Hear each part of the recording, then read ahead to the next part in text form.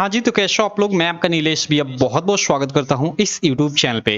दोस्तों, आज की इस वीडियो में हम लोग पढ़ेंगे जो हम लोग प्रश्नावली 3.2 कक्षा 10 गणित की जो 3.2 प्रश्नावली पढ़ रहे थे, उसमें आगे के प्रश्न।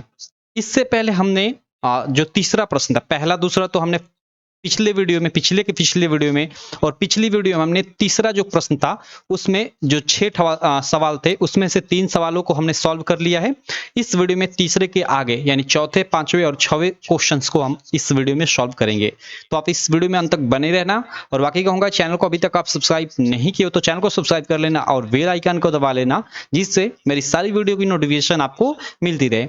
और साथ ही जो अभी आपको ये स्क्रीन पे एप्लीकेशन दिख रही है यूपीएमएससी स्टडी, इसे भी आप डाउनलोड कर लेना, आपकी स्टडी में काफी हेल्प करेगी।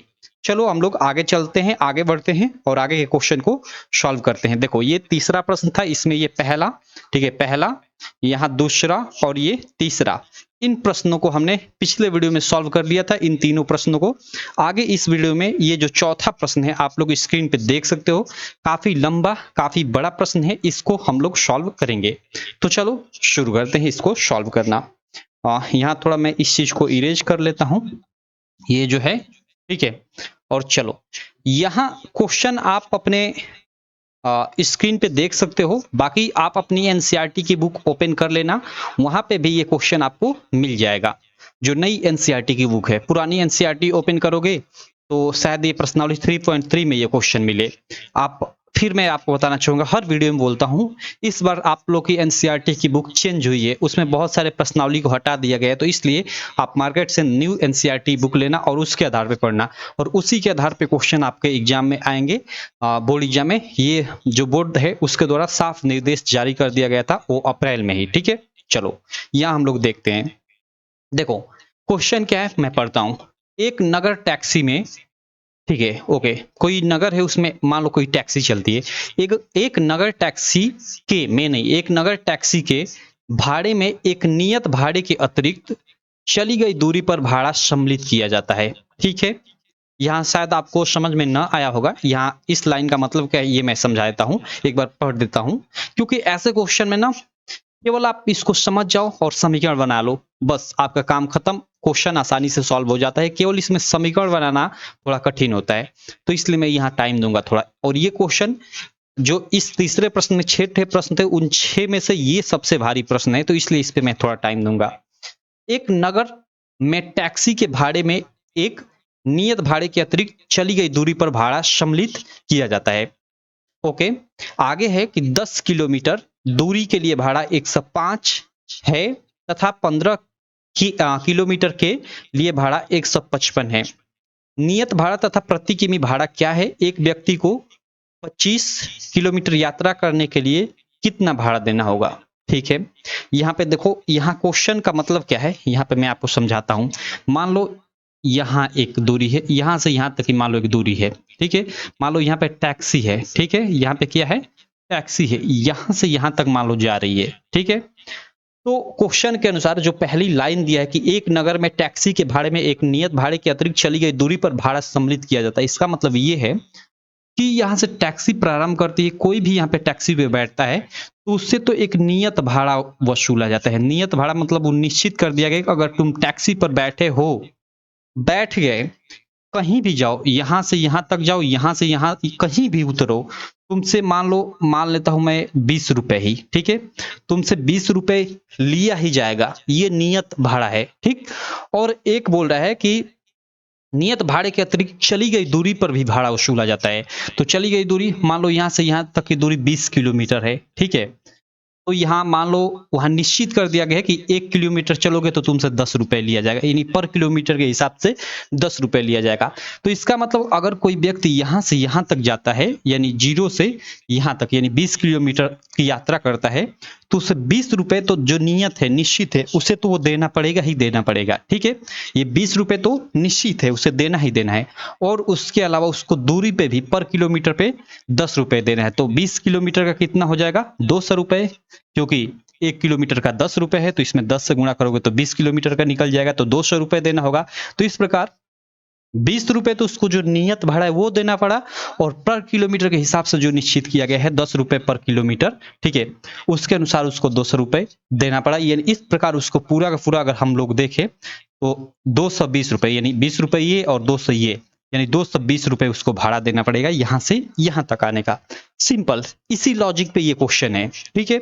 बोल रहा है कि एक नगर में टैक्सी के भाड़े में एक नियत भाड़े के अतिरिक्त चली गई दूरी पर भाड़ा सम्मिलित किया जाता है। 10 किमी दूरी के लिए भाड़ा ₹105 है, यानी 10 किलोमीटर जाता है तो उसे ₹105 देना पड़ता है, और 15 किमी जाता है तो उसे ₹155 देना पड़ता है।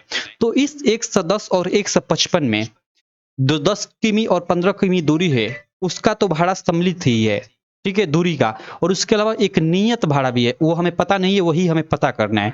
तो सबसे पहले चीजें हम लोग मान लेंगे। तो यहाँ मैं थोड़ा इरेज कर लेता हूँ चीजें, यहाँ पे इसको थोड़ा इरेज कर लेता हूँ, और यहीं पे मैं समीकरण बनाता हूँ, क्योंकि क्वेश्चन आपको ना दिखे तो फिर दिक्कत होगी। तो आप अपना बुक भी ओपन कर लेना सामने, और क्वेश्चन तो आपकी स्क्रीन पे दिख रहा है। तो मान लेते हैं, मान लो कि नियत भाड़ा ₹100 है, ठीक है, नियत भाड़ा ₹100 है, ठीक है। तो यहाँ पे मैं हल यहीं से लिख देता हूँ, ठीक है। और यहाँ मान लो कि माना कि टैक्सी का नियत भाड़ा ₹X तथा प्रति किलोमीटर, प्रति ऐसे ही लिख लो, प्रति किलोमीटर पर भाड़ा ₹Y है। तिरछा लिख दिया, कोई दिक्कत नहीं। चलो, मैंने यहाँ क्या लिखा है, यहाँ केवल मैं 2 समीकरण यहाँ बना देता हूँ, उसके बाद ये क्वेश्चन भी हटा दूंगा क्योंकि सॉल्यूशन करने में काफी दिक्कत हो रहा है। यहाँ पे आपको मानना क्या है, माना कि टैक्सी का नियत भाड़ा ₹100 है, मतलब मान लो यहाँ से यहाँ तक कोई भी दूरी हो, कोई भी यहाँ से बैठे तो उसको ₹100 तो देना ही देना है। यहाँ से यहाँ तक जाए, यहाँ से यहाँ तक, या यहाँ से यहाँ तक पूरा जाए, ₹100 तो देना ही है, जो नियत भाड़ा निश्चित किया गया है। और उसको प्रति किलोमीटर पे ₹Y देना है, यानी यहाँ से जितने किलोमीटर वो चलेगा उसको इसके अतिरिक्त और एक एक किलोमीटर पर, यानी 1 किलोमीटर चलता है तो ₹Y, और अगर उसके 2 गुना चलता है तो ₹2, क्योंकि Y यहाँ पे हमें अभी निकालना है, निश्चित इसका मान कितना है अभी निकालना है, तो पता चल जाएगा। तो चलो अब देखो, यहाँ पे प्रथम शर्त अनुसार, यहाँ पे आप लिख लेना, प्रथम शर्त अनुसार क्या बोल रहा है कि 10 किमी दूरी के लिए भाड़ा 105 है, यानी 10 किमी के लिए अगर कोई व्यक्ति 10 किलोमीटर चलता है तो उसे ₹105 लिया जाता है। तो इस 10 किमी, सॉरी माफ करना, 10 किमी दूरी के लिए, किमी मीन्स वही किलोमीटर के लिए, भाड़ा 105 है, यानी ₹105 किसी व्यक्ति से लिया जाता है जब वह कितना 10 किलोमीटर चलता है। तो इस 10 किलोमीटर में, ठीक है, इस 10 किलोमीटर में क्या शामिल होगा, एक तो नियत भाड़ा जो ₹100 हमने माना है, ये जो भी निश्चित किया गया होगा, हमने जो यहाँ पे माना है XC, तो उसको XC लेंगे, तो ये तो नियत भाड़ा लिया ही लिया जाएगा। उसके अलावा पर किलोमीटर पर उससे ₹Y लिया जाएगा। तो कितना जा रहा है 10 किलोमीटर, तो 10 में हम Y से गुणा कर देंगे तो वो 10 किलोमीटर से भाड़ा लिया गया हो, मतलब कितना लिया गया। तो एक तो नियत भाड़ा और 10 किलोमीटर जाने पे कितना भाड़ा, दोनों मिलाकर हमें दिया कि ₹105 है, ₹105 किसी व्यक्ति से लिया जाता है। तो ये पहली समीकरण हो गई प्रथम शर्तानुसार। फिर सिंपल यहाँ लिख दोगे कि दूसरी शर्तानुसार, दूसरी शर्त में क्या कहा जा रहा है कि अगर 15 किमी जाता है तो उसके लिए उससे ₹155 भाड़ा लिया जाता है। तो अगर 15 किमी जाता है तो उससे कितना ₹155 लिया जाता है। तो 15 किमी अगर जाएगा तो उसमें तो जो निश्चित किया गया भाड़ा है कि इतना लिया जाएगा वो तो लिया ही जाएगा, और पर किलोमीटर पे ₹Y है, तो 15 किमी जाता है और इसमें Y से गुणा कर देंगे तो हम लोग का क्या आ जाएगा, 15 किमी का भाड़ा आ जाएगा, तो ये 15Y। तो इस प्रकार ये दोनों मिलाकर पूरा भाड़ा कितना लिया जाता है, ₹155 लिया जाता है। कितने दूरी के लिए, 15 किलोमीटर के लिए। तो ये आपका कितना हो जाएगा, ये आपका समीकरण 2 हो जाएगा। अब ये हम लोग की एक समीकरण 1 हो गई, समीकरण 2 हो गई, सिंपल। अब इसको हम लोग चूंकि ये पूरा का पूरा प्रश्नावली प्रतिस्थापन विधि पे आधारित है, तो प्रतिस्थापन विधि से इसको हल कर कर इसका मान निकाल लेंगे। तो चलो इस क्वेश्चन को थोड़ा मैं यहाँ हाइड कर लेता हूँ और इसको हम लोग सॉल्व करते हैं।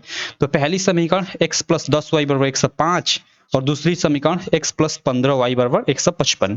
अब इसको प्रतिस्थापन विधि से कैसे हल करते हैं, पीछे के सवालों में आपने देखा, कोई भी एक समीकरण ले लेंगे। तो मान लो मैं समीकरण ये वाला लेता हूं, तो यहाँ पे मैं लिखूंगा कि समीकरण एक से, समीकरण एक से, और समीकरण एक क्या है, x प्लस 10y बराबर 105, x प्लस 10y बराबर 105।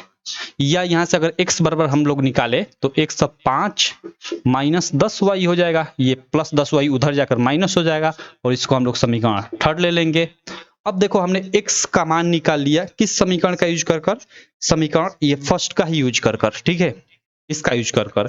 तो इस x का मान हम लोग समीकरण 2 में रखेंगे। तो यहाँ पे लिखेंगे कि x का मान समीकरण 2 में प्रतिस्थापित करने पर, ठीक है। इसको मैं इरेज कर लेता हूं, थोड़ा समीकरण 2 लिख लेता हूं, x प्लस 15y बराबर 155। ओके, ये हम लोग की समीकरण 2 है।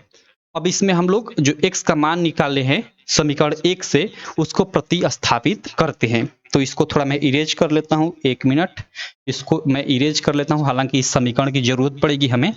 तो इस समीकरण को मैं कहीं साइड में लिख लेता हूं, यहाँ मैं नीचे ही लिख लेता हूं, x प्लस 10y बराबर 105। आपको दिख नहीं रहा होगा, कोई दिक्कत नहीं, वो बाद में जरूरत पड़ेगी तो मैं अपने अनुसार इसको यूज कर लूंगा। और x प्लस 15y बराबर 155, ये समीकरण 1, ये समीकरण 2। अब इसको मैं इरेज कर देता हूं थोड़ा, ठीक है। चलो अब हम लोग क्या करते हैं कि इस समीकरण 2 में समीकरण 1 से जो x का मान निकाला गया है उसको हम लोग रख लेते हैं, ठीक है। तो यहाँ पे देखो x की जगह हम लोग क्या रखेंगे, 105 माइनस 10y, 105 माइनस 10y, और ये प्लस 15y पहले से है तो प्लस 15y, और बराबर इधर 155 है तो 155, सिंपल। अब देखो ये माइनस 10y अब plus 5y, plus sorry minus 10y और प्लस 15y, प्लस 5y बचेगा, तो ये 105 प्लस 5y, क्योंकि 15y में से 10y घट जाएगा तो 5y बचेगा, और बराबर ये 155। अब देखो 5y बराबर ये उधर जाकर माइनस हो जाएगा, यानी 155 माइनस 105। तो यहां से अब y बराबर क्या होगा, y बराबर हो जाएगा, ये 5 उधर जाकर, यहाँ गुणा है, 5 गुणे y है तो उधर जाकर बट्टा हो जाएगा, और 155 में से 105 जाएगा तो आपका 50 बचेगा, ठीक है। और ये 5 मतलब यहाँ 5y होना चाहिए, तो 5 यहाँ पे उधर जाकर बट्टा हो जाएगा, तो बट्टे 5 हो जाएगा, और ये कट जाएगा तो 5 50 10। ये क्या आ गया, y का मान 10। और शुरू में हमने y क्या माना था, पर किलोमीटर भाड़ा, पर किलोमीटर भाड़ा y रुपए है। हमने माना था ना कि नियत भाड़ा x रुपए है और प्रति किलोमीटर y रुपए है। यानी कोई व्यक्ति अगर जाता है तो उससे मतलब 10 रुपए भाड़ा लिया जाएगा प्रति किलोमीटर का, यानी 1 किलोमीटर चलता है तो उसे 10 रुपए लिया जाएगा, 2 किलोमीटर चलता है तो 20 रुपए लिया जाएगा, ठीक है। अगर 3 किलोमीटर चलता है तो उसे 10-33, क्योंकि 1 किलोमीटर का उसे 10 रुपए देना पड़ेगा, ठीक है। उसके अलावा जो हमने x यानी जो नियत माना था कि कितना उससे लिया जाएगा, उसको अब निकालते हैं। तो अब हम लोग क्या करेंगे, नियत जो भाड़ा है निश्चित है कि अगर उसने गाड़ी पर चढ़ा तो चाहे 1 किलोमीटर 2 किलोमीटर या कितना भी जाए उसको इतना रुपए देना है। कितना हमने माना था, x रुपए, तो उस x का वास्तविक मान क्या है अभी हम लोग निकालते हैं। तो इस y का मान अब हम लोग क्या करेंगे कि इस समीकरण थर्ड में रहकर x का मान याद कर लेंगे, ठीक है। तो यहाँ पे हम लोग लिख देते हैं कि y का मान समीकरण थर्ड में रखने पर, समीकरण थर्ड में रखने पर, क्लियर। और समीकरण थर्ड क्या है, x बराबर 105 माइनस 10y, x बराबर 105 माइनस 10y, ये समीकरण हम लोग की थर्ड थी। अब देखो यहां से 105 माइनस 10 और गुणे y का मान भी 10 है तो गुणे 10, तो ये 100 हो जाएगा, और 100 में से 105 में से 100 जाएगा तो आप लोग का 5 रुपए बचेगा, ठीक है। तो ये 5 रुपए और ये 10 रुपए, यानी नियत भाड़ा जो ये क्वेश्चन है इसके लिए नियत भाड़ा 5 रुपए है और पर किलोमीटर का भाड़ा 10 रुपए है। यानी अगर कोई व्यक्ति मान लो यहां से यहां तक, ठीक है, जाता है टैक्सी के थ्रू उस नगर में, ठीक है, तो यहाँ कोई व्यक्ति चढ़ा, वो चाहे यहाँ उतरे यहाँ कहीं भी उतरे, उससे ₹5 तो नियत भाड़ा उससे लिया ही जाएगा, जो निश्चित है कि ₹5 लेना ही लेना है। अगर चढ़ गया एक बार गाड़ी पे, वो कहीं भी उतरे, तो उससे ₹5 लेना ही लेना है। और उस ₹5 के अतिरिक्त प्रति किलोमीटर पे, अगर 1 किलोमीटर जाता है तो उससे ₹10 लिया जाएगा। अगर 2 किलोमीटर जाता है, प्रति किलोमीटर पे ₹10, यानी वही 1 किलोमीटर पे ₹10। अगर 2 किलोमीटर जाएगा तो ₹20। अगर वो मान लो 5 किलोमीटर जाता है तो उसे ₹50 लिया जाएगा। तो 50, अगर मान लो कोई व्यक्ति 5 किलोमीटर जाता है, ठीक है, यहाँ चढ़ा, 5 किलोमीटर पे उतर जाता है, तो उससे कुल भाड़ा कितना लिया जाएगा? तो ₹10 तो प्रति किलोमीटर, यानी 5 किलोमीटर का ₹50। और जो नियत भाड़ा निश्चित किया गया है कि अगर टैक्सी पे चढ़ गया, कहीं भी उतरे, तो उससे ₹5 अतिरिक्त लिया जाएगा। तो ये है, तो प्लस 5 यानी ₹55 लिया जाएगा अगर वो व्यक्ति कितना जाता है, 5 किलोमीटर। तो अब चूंकि सवाल में कितना शुरू में था, सवाल में कितने किलोमीटर जा रहा था, पहले शर्तानुसार वो जा रहा था 10 किलोमीटर। 10 किलोमीटर के लिए उससे ₹105 वसूला गया था। तो आंसर भी हम लोग चेक कर लेते हैं क्या सही है आंसर। मान लो यहाँ से यहाँ तक की दूरी 10 किलोमीटर है, ठीक है। कोई व्यक्ति यहाँ से चढ़ा और यहाँ उतरा, तो सवाल में हमें शुरू में बोला था कि 10 किलोमीटर के लिए किसी व्यक्ति से ₹105 लिया गया। तो इसको हम वेरीफाइड कर लेते हैं कि क्या हमारा आंसर सही आया है। तो देखो, यहाँ से यहाँ तक जाएगा, यानी 10 किलोमीटर की दूरी पे, तो उससे ₹5 वाला तो निश्चित भाड़ा जो नियत है वो तो लिया ही जाएगा। तो चलो, ये तो निश्चित है, लिया ही जाएगा। और प्रति किलोमीटर पे ₹10, यानी 10 किलोमीटर का 10 दहिया में ₹100। तो ये ₹100, यानी उससे ₹105 लिया गया। और यहाँ भी 105 आ रहा है और क्वेश्चन में ₹105 लिया गया। बोल रहा था, यानी हम लोग का आंसर भी बिल्कुल, ये जो दोनों आया है ये राइट है, हमने वेरीफाइड भी कर लिया। ठीक है। इसी तरह सेकंड जो स्टेटमेंट है उसको भी आप वेरीफाई कर सकते हो, आप खुद करना, देखना, बिल्कुल वो भी राइट आएगा। तो ये हो गया हम लोग का क्वेश्चन सॉल्व, और अच्छे से आपको समझ में आ गया होगा, आशा करता हूं। चूंकि इस पे मैंने टाइम लिया क्योंकि काफी मस्त क्वेश्चन था, आपके एग्जाम में आ सकता है। और ये क्वेश्चन थोड़ा बड़ा है, तो आएगा तो आपके एग्जाम में 6 मार्क में, 6 मार्क में आएगा। ठीक है, तो इसको अच्छे से सॉल्व आप कर लेना, सीख लेना, आपके एग्जाम में आ सकता है। वेरी वेरी इंपॉर्टेंट क्वेश्चन है। ठीक है, चलो इसको मैं इरेज करता हूं और फिर हम लोग अगले क्वेश्चन पे चलते हैं। 1 मिनट, इसको मैं थोड़ा इरेज कर लेता हूं।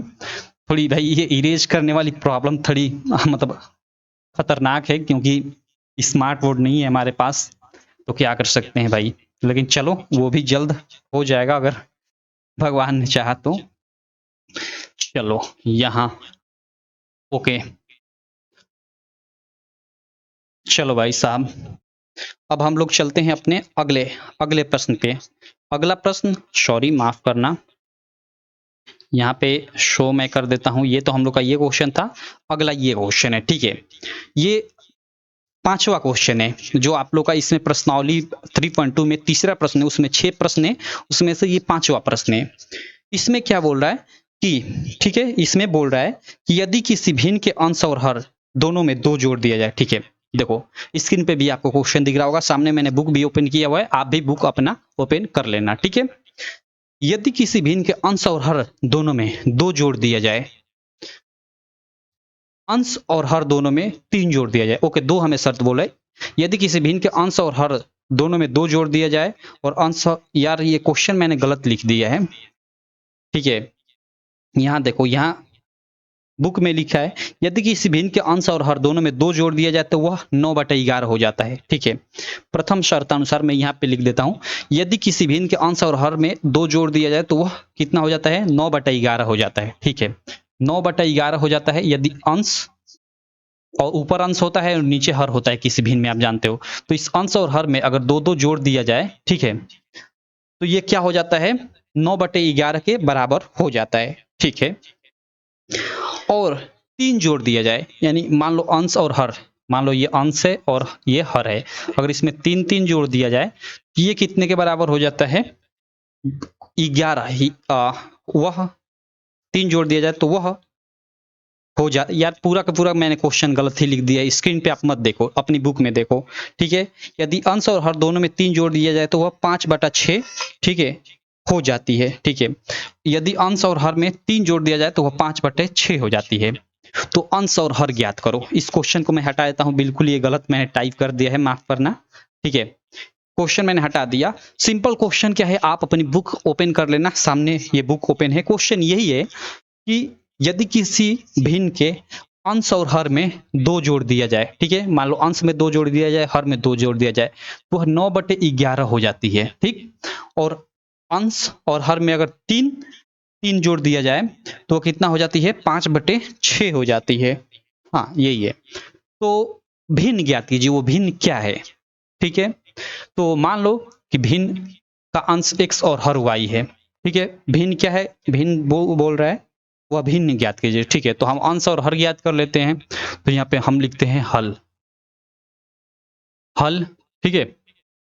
और यहाँ हम लोग मान लेते हैं, माना कि भिन्न का अंश x है, माना कि भिन्न, या सीधे हम भिन्न भी मान सकते हैं क्योंकि यहाँ, ठीक है, अंश हर मान लेते हैं। माना कि भिन्न का अंश, अंश मीन्स ऊपर वाला x तथा हर y है, ठीक है। अब देखो, अगर अंश x है और हर y है तो लिखेंगे इसलिए, ठीक है, इसलिए भिन्न बराबर x/y, ठीक है। अगर भिन्न का अंश x है और हर y है तो भिन्न क्या होगी, x/y, क्योंकि ऊपर वाला भी, किसी भिन्न में ऊपर वाला अंश होता है, नीचे वाला हर होता है, सिंपल। अब देखो यहाँ पे हम लोग लिखेंगे कि प्रथम शर्तानुसार बोला कि यदि अंश और हर में 2-2 जोड़ दिया जाए तो वह 9/11 हो जाती है। तो हम भिन्न का अंश क्या है, x है, इसमें 2 जोड़ दे रहा है, और हर क्या है, y है, y में 2 जोड़ दे रहा है। तो ये भिन्न किसके बराबर हो जा रही है, 9/11 के। तो ये हो जा रही है 9/11 के, क्लियर। और जब इसमें 3-3 जोड़ा जा रहा है तो 5/6 के बराबर हो जा रही है। तो पहले तो इसको हम लोग हल कर लेते हैं, हल कर कर एक रैखिक समीकरण बना लेते हैं, ठीक है। तो अभी इसको मैं इरेज कर दूं क्या, थोड़ा सा इसको मैं इरेज कर लेता हूं, ठीक है। अभी बाद में मैं आपको इसको भी समझा दूंगा, कोई दिक्कत नहीं। चलो, तो अंश और हर में मतलब वही 2-2 जोड़ है तो वो 9/11 के बराबर हो जा रही है। अब इसको हल कर कर एक हम लोग रैखिक समीकरण बनाते हैं। तो ये देखो, ये फिर ये गुणा होगा ऐसे में, तो ये 11x + 11 दूना के 22, ठीक है, बराबर। अब इससे गुणा होगा तो ये 9y और प्लस 9 दूना का 18, कुछ इस प्रकार हो जाएगा। अब हम x और y को एक तरफ करते हैं और ये जो ये संख्या है इनको एक तरफ करते हैं। तो ये 11x माइनस ये 9 इधर आएगा तो 9y हो जाएगा, क्योंकि उधर प्लस से इधर आएगा तो माइनस हो जाएगा, और प्लस 22 से उधर जाएगा तो ये माइनस हो जाएगा। तो ये 18 है पहले से, और ये 22 प्लस से उधर जाएगा तो -22 हो जाएगा, सिंपल। अब देखो, ये 11x माइनस 9y बराबर क्या हो जाएगा, 18 4 22, यानी -4 बचेगा, और ये आपका समीकरण 1 हो जाएगा, ठीक है। ये समीकरण 1 हो गया पहले शर्त के अनुसार कि अगर भिन्न के अंश और हर में दो जोड़ दिया जाए तो वह 9/11 के बराबर हो जाती है। दूसरी शर्त क्या थी क्वेश्चन के अनुसार, यहाँ मैं पढ़ता हूँ कि यदि 3 जोड़ दिया जाए, अंश और हर में 3 जोड़ दिया जाए तो वह 5/6 के बराबर हो जाती है, ठीक है। भिन्न हम लोग की क्या थी, x/y थी। अगर अंश और हर में यहाँ मतलब 2-2 जोड़ा गया तो वो तो 9/11 के बराबर हुई।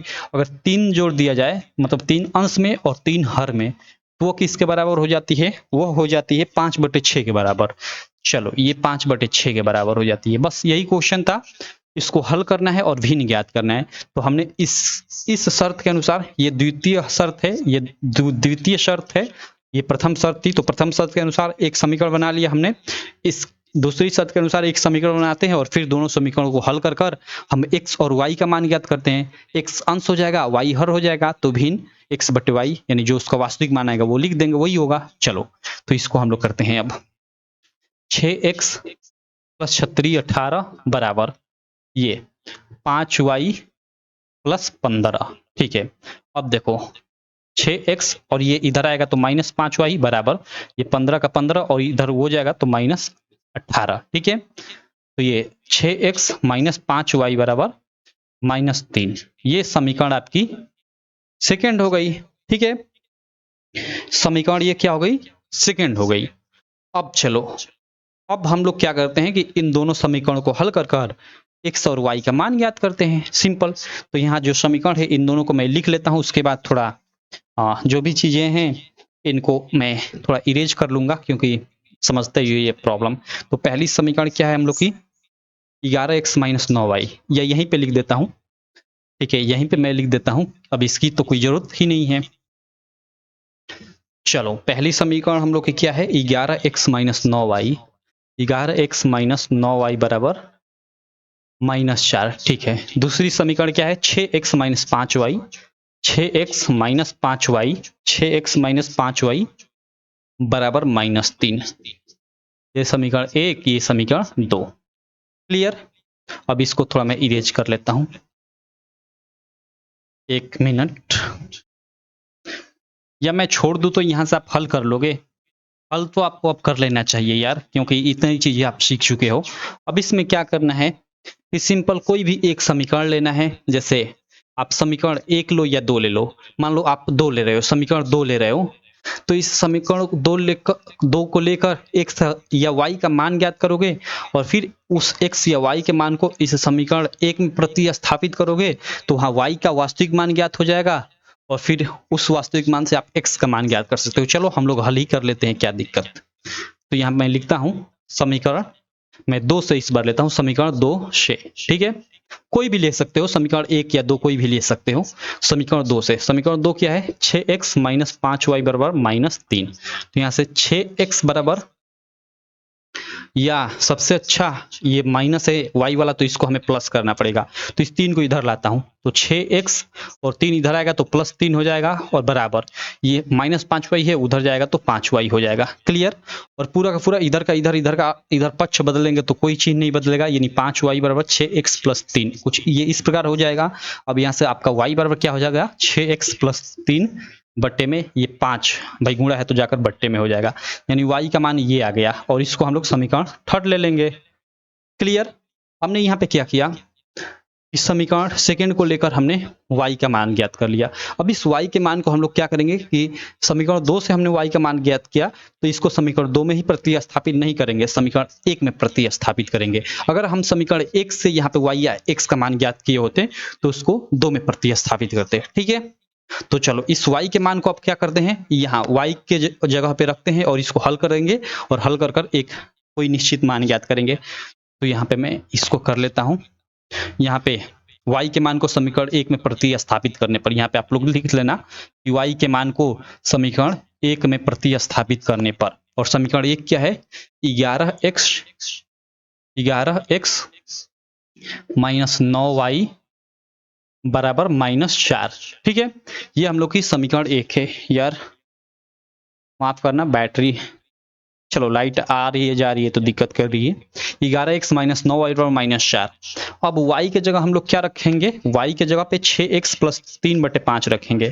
तो चलो ये 11x का 11x माइनस 9 और y के जगह पे अब हम लोग 6x + 3, 6x + 3/5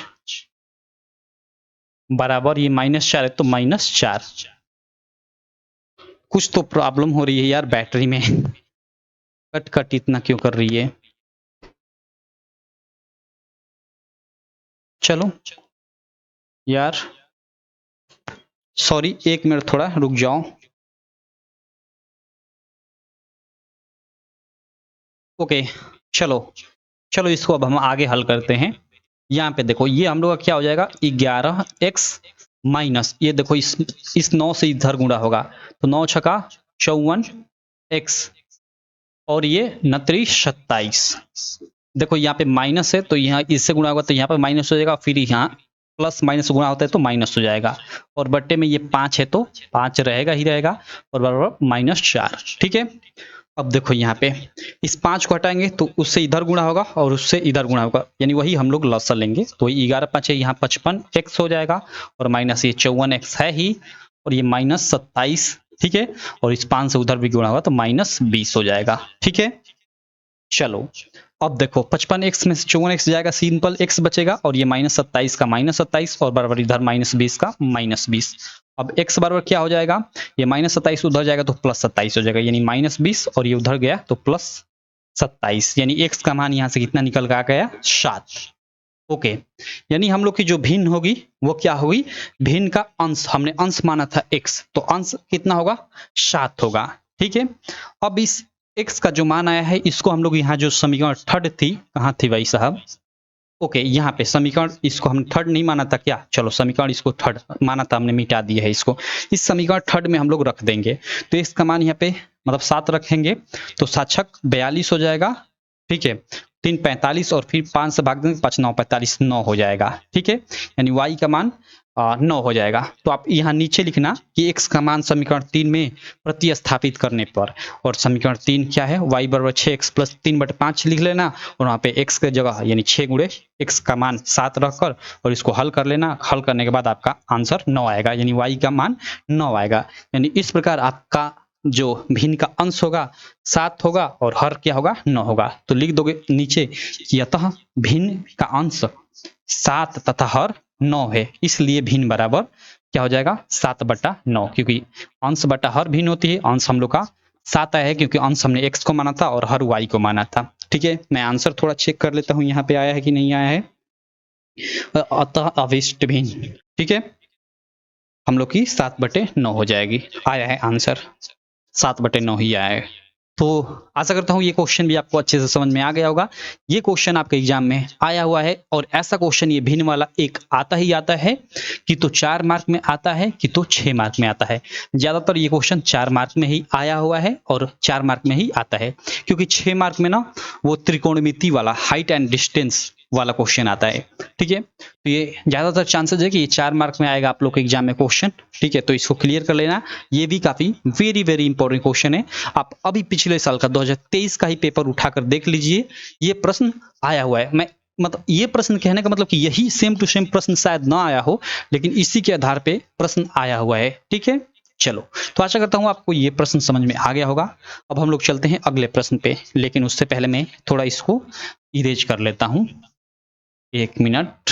उसके बाद हम लोग अगला प्रश्न करते हैं, और फिर ये जो प्रश्नावली है 3.2 ये हम लोग की हो जाएगी समाप्त, यानी इंड। और उसके बाद हम लोग नेक्स्ट प्रश्नावली 3.3 शुरू करेंगे, और उसमें हम लोग एलिमिनेशन मेथड यानी विलोपन विधि पढ़ेंगे, और फिर हम लोग इस चैप्टर को के कुछ ऑब्जेक्टिव क्वेश्चन पढ़ेंगे, और ऑब्जेक्टिव के बाद हम लोग अगला चैप्टर अगर स्टार्ट करते हैं तो करते हैं, नहीं तो काफी लोग बोल रहे हैं कि त्रिकोणमिति हम लोग स्टार्ट करें, तो देखेंगे कौन सा चैप्टर होगा उसको हम लोग स्टार्ट करेंगे, ठीक है।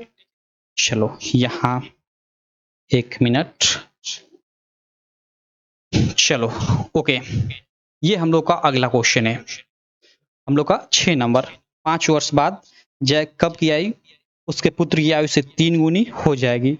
5 वर्ष पूर्व जैकब की आयु उसके पुत्र की 7 गुनी थी, उनकी वर्तमान आयु क्या है? ठीक है, क्वेश्चन में कोई दिक्कत नहीं है, आसान क्वेश्चन है। क्वेश्चन क्या है एक बार मैं और पढ़ता हूं, देखो।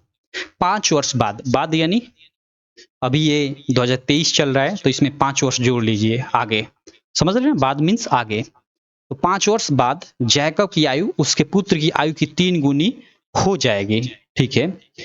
5 वर्ष पूर्व मीन्स पीछे, जैकब की आयु उसके पुत्र की आयु की 7 गुनी थी, उनकी वर्तमान आयु क्या है? ओके, तो जो वर्तमान आयु पूछ रहे उसी को मान लो कि माना कि जैकब की वर्तमान आयु x, यहां से मैं हल लिखता हूं, और यहीं से मान लो कि माना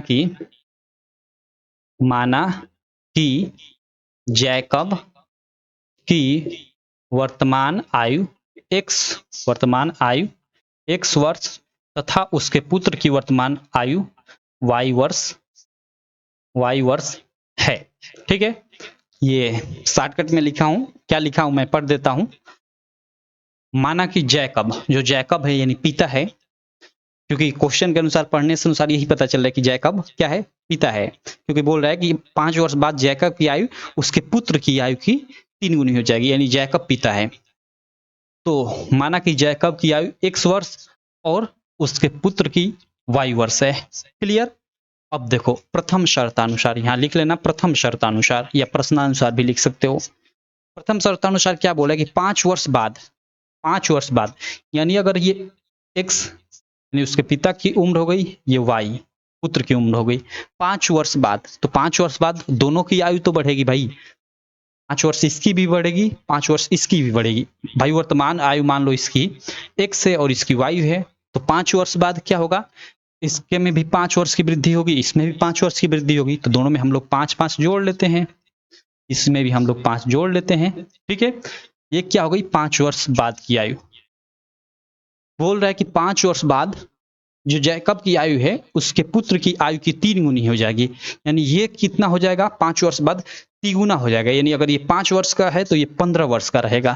ठीक है, ऐसा संभव नहीं है 15 वर्ष से 5 वर्ष। ठीक है, मान लो तो अगर ये 3 गुना है 5 वर्ष बाद, तो अगर इसको हम लोग बराबर करते हैं और इसमें 3 से गुणा कर देते हैं तो दोनों ये जो समीकरण है एक तरह से बराबर हो जाएगी।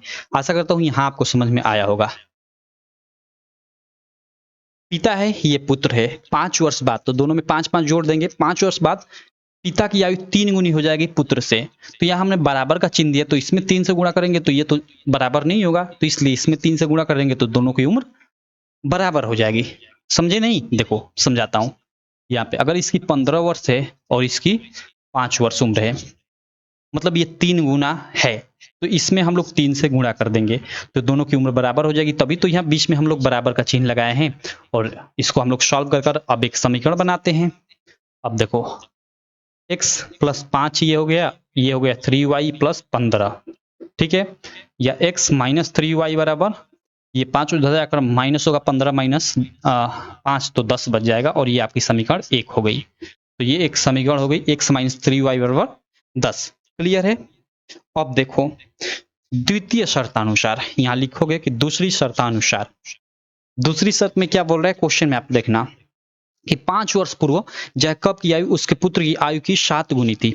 5 वर्ष पूर्व, पूर्व यानी पीछे, तो ये जैकब की आयु है 5 वर्ष, सॉरी 5 वर्ष पूर्व। ओके, 5 वर्ष पूर्व जैकब की आयु x माइनस 5 क्योंकि उसमें से 5 घटेगा, और उसके पुत्र की आयु, उसके पुत्र की आयु में से भी 5 घटेगा क्योंकि पूर्व है यानी पीछे। तो 5 वर्ष पीछे जैकब की आयु जो थी उसके पुत्र की आयु की 7 गुनी थी, यानी ये 7 गुनी थी, उसके पिता की उम्र 7 गुनी थी, पुत्र से इससे 7 गुनी ये मतलब अधिक है। तो इसमें हम लोग 7 से अगर गुणा कर देते हैं तो ये दोनों आपस में बराबर हो जाएंगे।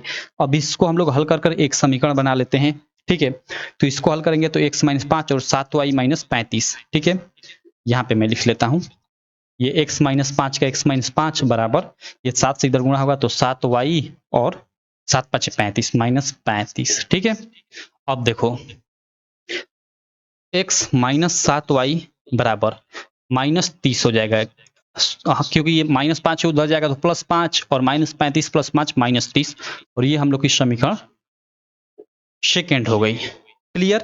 तो ये हुआ हम लोग का समीकरण 1 और समीकरण 2। अब हम लोग क्या करेंगे कि इन दोनों समीकरणों को यूज कर कर हम लोग x और y का मान ज्ञात करेंगे। तो चलो यहाँ इन दोनों समीकरणों को यहाँ ऊपर मैं लिख लेता हूँ और फिर इसको मैं हल करता हूँ। आपको लिखने की जरूरत नहीं है, आप सिंपल यहाँ से ये इसके आगे से आप कोई भी समीकरण 1 या समीकरण 2 कोई भी लेना, ऐसे लिखना कि समीकरण 1 से। चलो यहीं से मैं आगे से हल करता हूँ, इस बार मिटाता नहीं हूँ। आप लोग लिखोगे यहाँ, मान लो समीकरण 1 या समीकरण 2 कोई भी लेकर आप x या y का मान ज्ञात करो। तो मान लो यही मैं ले लेता हूँ, तो मैं लिखता हूँ यहाँ कि समीकरण 2 से। अब समीकरण 2 क्या है, x माइनस 7y बराबर माइनस 30, x माइनस 7y बराबर माइनस 30। अब यहाँ से हम लोग x या y का मान ज्ञात करते हैं। ठीक है, अगर x का मान ज्ञात करते हैं तो यहाँ से x बराबर माइनस 30 प्लस 7y हो जाएगा। क्लियर? और ये इसको हम लोग समीकरण थर्ड ले लेंगे।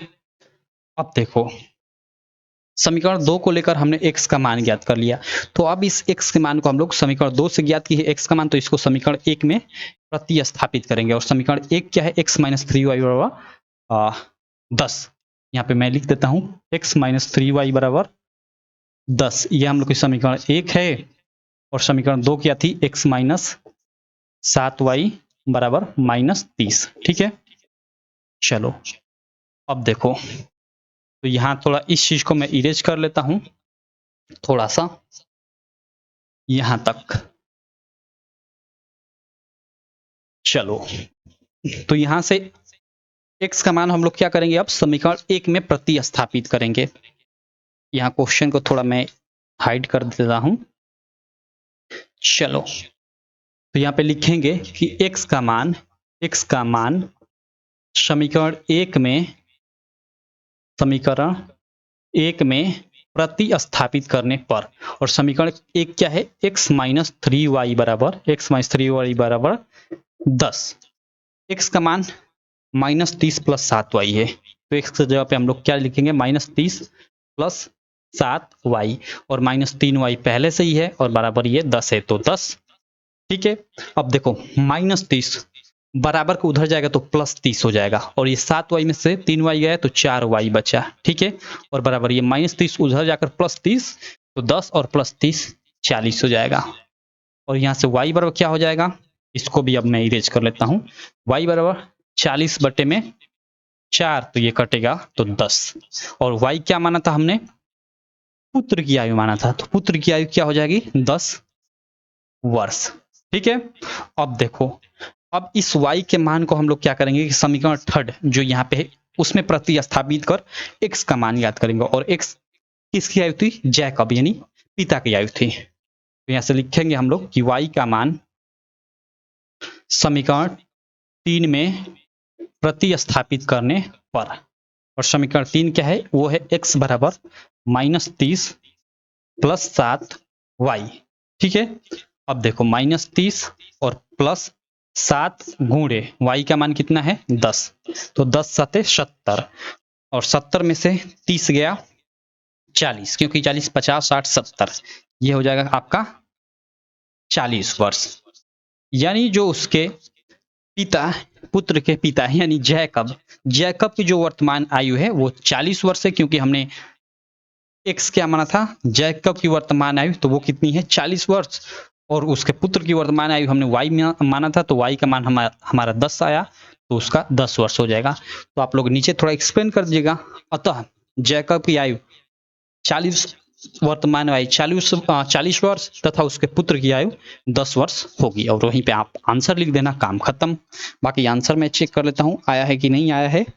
एक्स का मान 40, ठीक है, आया है, और y का मान भाई साहब 10 वर्ष आया है, वह आंसर भी आया हुआ है। आप आंसर शीट निकालकर बुक में मैच कर लेना। ठीक है, तो ये रहा हम लोग का इस प्रश्नावली का समापन। केवल 6 सवाल थे इसमें, 6 नहीं, मतलब तीसरे में 6 सवाल थे, 3 प्रश्न थे, और इस तीसरे में 6 प्रश्न थे। तो इस प्रकार ये पूरी की पूरी प्रश्नावली 3.2 खत्म होती है। अब हम लोग नेक्स्ट यानी अगले वीडियो से जो अगली प्रश्नावली है उसको सॉल्व करेंगे, और उसमें हम लोग एलिमिनेशन मेथड यानी विलोपन विधि, जिसका सबसे अधिक यूज होता है समीकरण को सॉल्व करने में, उसे पढ़ेंगे, और उसके बाद हम लोग ऑब्जेक्टिव क्वेश्चन इस चैप्टर का पढ़ेंगे। ठीक है, तो चलो, थैंक यू।